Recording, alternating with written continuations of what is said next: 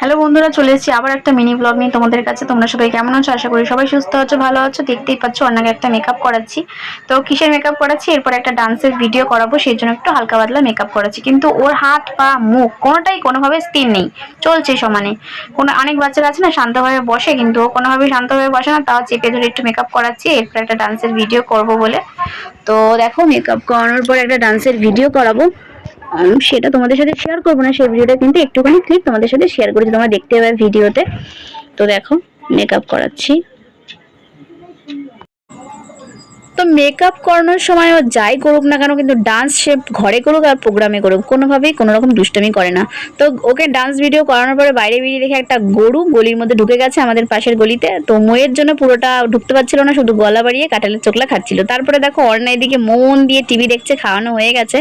তো কোনো ভূতের কার্টুন বা কোনো রকম কার্টুন পছন্দ করে না। ও হচ্ছে বড়দের আর্ট, হরর মুভি, হরর মানে বই, যেগুলো মানে ভূতের যেগুলো বই, ভূতের সিরিয়াল, সেগুলো পছন্দ করে। তারপরে বিকালবেলা ঘুম থেকে ওঠার পরে বকবকানি শুরু। শোনো, পড়া পড়া আমি তো নাচ প্র্যাকটিস করছি আর মা নাচ প্র্যাকটিস করছে। স্কুলে কি চাপ বাবা, আমরা যন্ত্রণায় এত কি চাপে বাচ্চারা কি করতে পারে স্কুলে? হ্যাঁ, তুই কি বাচ্চা? তুই তো বড় বুড়ি। বুড়ি না বন্ধু। শুনতে তো পেলেই, দেখো ওরকম বকবকানি করে যাচ্ছে। তারপরে দেখো দুধ এনেছি, দুধ খাবো বলে সন্ধ্যাবেলা। তো পিডিয়াশিওর নেই ঘরে, পিডিয়াশিওর ছাড়া খাবে না। বাবাকে ফোন করেছে, বলছে আমাকে পিডিয়াশিওর এনে দাও।